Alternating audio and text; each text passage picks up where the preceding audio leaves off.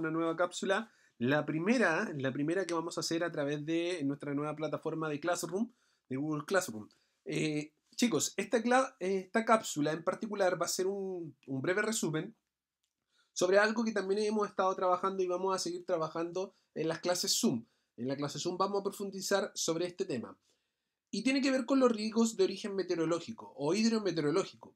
Porque en la cápsula pasada, junto con el profesor Osvaldo, ya habíamos tratado sobre los riesgos de origen interno de la Tierra, lo que tiene que ver con los movimientos de las placas, lo que tiene que ver con la erupción de volcanes y que genera lo que es los terremotos y los tsunamis. Pero ahora nos vamos a centrar en los riesgos de origen meteorológico, que más bien son riesgos externos de la naturaleza. Ahora, en particular en Chile, hay una gran variedad de climas producto de principalmente la extensión del país. El país es tan largo a nivel latitudinal, pasa por muchas latitudes, lo que provoca que obviamente tengamos una variación de climas, de paisajes y obviamente de distintos riesgos, depende de cada zona en cuales nos estemos ubicados. También va a variar, depende de la presión atmosférica, la influencia oceánica, el tipo de relieve que tenemos o la altitud en la que nos encontremos. En este contexto es que en Chile se producen varios eventos atmosféricos extremos, como son los siguientes. Las olas de calor. Las olas de calor principalmente se considera una ola de calor cuando estamos dentro de las temperaturas anormales de una época del año en particular y de una zona en particular. Olas de frío, lo contrario a la ola de calor, en vez de tener altas temperaturas, tenemos bajas temperaturas, inundaciones, sequías, tormentas eléctricas, tormentas de viento y tormentas de arena, depende de la zona.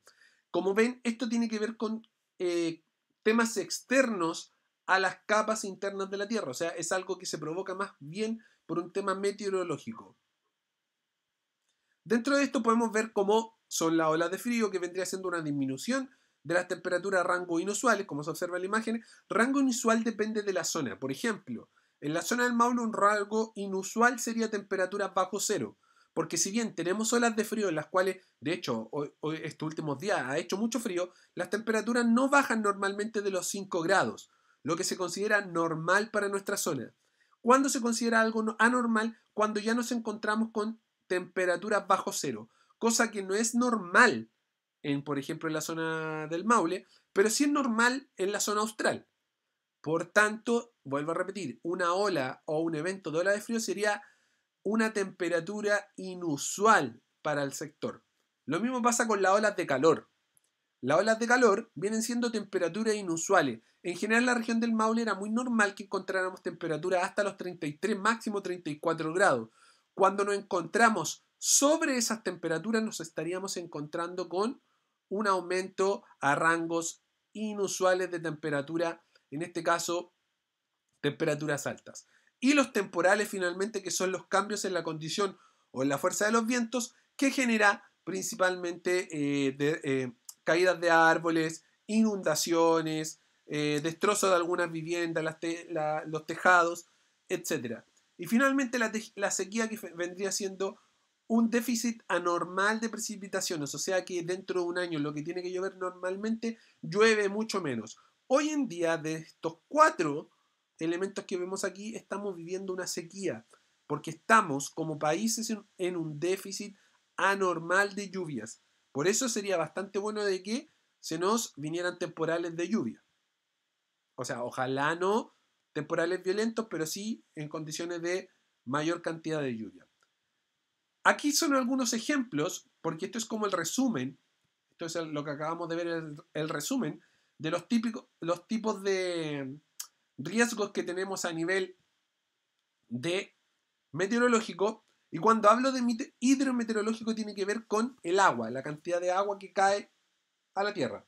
Y aquí vemos, por ejemplo, algunas noticias. El 9 de agosto de 2014, noticias que encuentran en su libro: temporal de viento voló techos, botó muros, derribó árboles y postes y cortó suministro eléctrico. En este caso tenemos un temporal de viento con una velocidad que el viento alcanzó los 134 km por hora, lo que dice que es muy rápido de acuerdo a la estación climática de la Universidad de Magallanes, y viene siendo anormal para cualquiera de estas zonas, inclusive en Punta Arenas, que los vientos sí de por sí son rápidos, son veloces.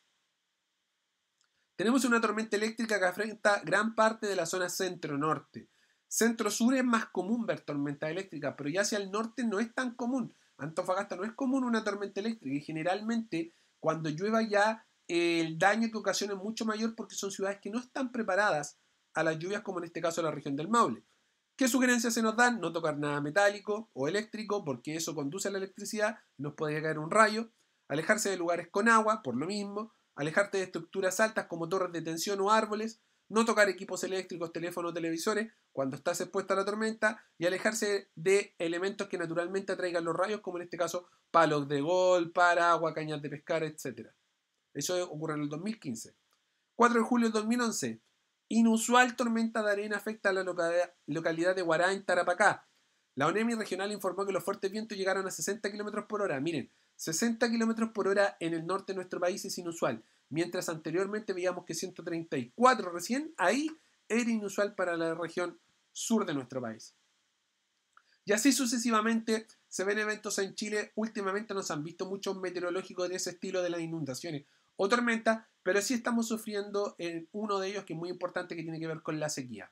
Ahora, preguntas de cierre, chicos, para que no tengan el cuaderno. Son las mismas que están en las instrucciones de Google Classroom, ¿ya? No son otras, son las mismas.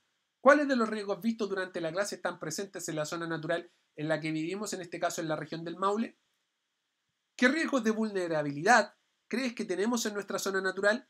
¿Cómo nos afectaría y cómo nos deberíamos proteger de estos riesgos de vulnerabilidad? Y por último, ¿qué elementos del mapa de la comprensión crees que podríamos haber trabajado en la breve cápsula de hoy?